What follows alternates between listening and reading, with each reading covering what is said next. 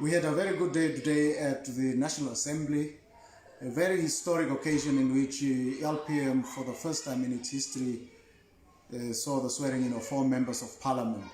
This is a milestone in itself, and we are very proud about the achievement of the party, the leadership, the membership, the supporters, and the voters that brought us this far. Our mandate really is to go and do the job of the people of this country, deal with the questions of the old age pension, deal with the questions of urban and rural land, deal with the question of youth unemployment, and the questions that surround the matters of education for our young people and the overall development of the economy of this country. So it's an important occasion and an important platform in which LPM wants to clearly locate the needs of the people and articulate these issues without fear and favor. One of the things that will happen consistently throughout this period of 5 years is that LPM will have to contest very hard on the issues that it believes in. We are therefore promising Namibians that the debates that we will be involved in will be robust, will be issue-driven, will be very tough for anyone that wants to block those issues without articulating a different substantive narrative of fact and an alternative as to how we can deal with these matters. We have the solutions, we believe, that are necessary to be implemented by the government agencies to address the matters that are relevant to solving the problems of our people. And we do not go to Parliament to negotiate those issues in a soft manner. We go there with the hopes and the aspirations of people that live in corrugated iron shacks, whose houses, whose bedrooms are flooded by rain when it is very wet and when the rainy season approaches. We are confronted with issues of school children going hungry because they are orphans, they are vulnerable, they are HIV positive. We are confronted with young people that have completed their university studies, that are unable to find jobs, and to negotiate as a soft gentleman type of politician in issues and about matters hard and tough for Namibians outside air-conditioned offices. It's not the politics we are going to employ. We will be tough, we will be hard, we will be provocative, we will be robust, and we will be solid, not to betray the hopes and the aspirations and the wishes of young and old, rich and poor. And so what you saw today, fellow Namibians, is a mere display of the depth of what we project to offer to you over the next 5 years. We went there today to show to all and to one and sundry that we're here, we mean business. We don't say that Swartbooi is corrupt when we are far away from them, but that we are going to say it in their faces. And they had the Vice President designate today, they had the Prime Minister designate as well as the Deputy Prime Minister designate, and right there and then in their faces, we were able to say the types of things that we have been saying for 3-4 years outside of those offices. We are not going to be swayed to minimize our approach and to change our tact simply because we are now in an air-conditioned office building with nice seats and with a microphone. The issues that concern Namibians are serious, and our approach is serious. In relation to some of the issues that we were raising, we must say that we were not angry or frustrated or that we never had a sense of desperation. We were also, to a significant extent, quite playful when we were speaking about the issue of Doreen Siyoka because she was constantly giggling and misbehaving. And we had to call her to order to appreciate the seriousness of what we are doing as the 7th Parliament. And I merely called her to order.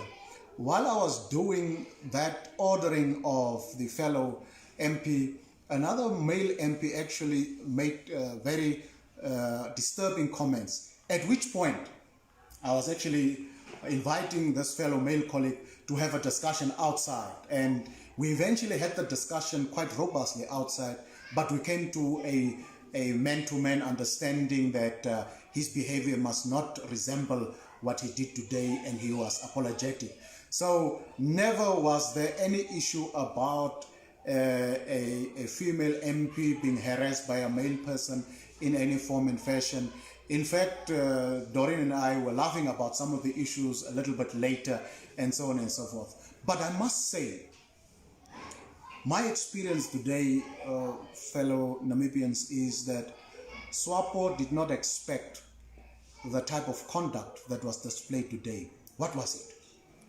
It was upfront, it was direct, it was man to man, it was on the issues, it was on the dot, concise, and we were basically announcing in the most bizarre fashion, if you may, that we're here. We mean business, and it's business unusual. And we were together with other opposition parties projecting that we have people in opposition and in LPM as the alternative party that are able to take up important political roles both in Parliament and any other place in the Republic of Namibia, both in government and even in the judiciary, to serve the people of Namibia. And that is why we supported the Speaker candidacy of the Honorable Dudu Murora. We obtained about 32 votes. It solidly showed the united approach of the opposition parties in Parliament today.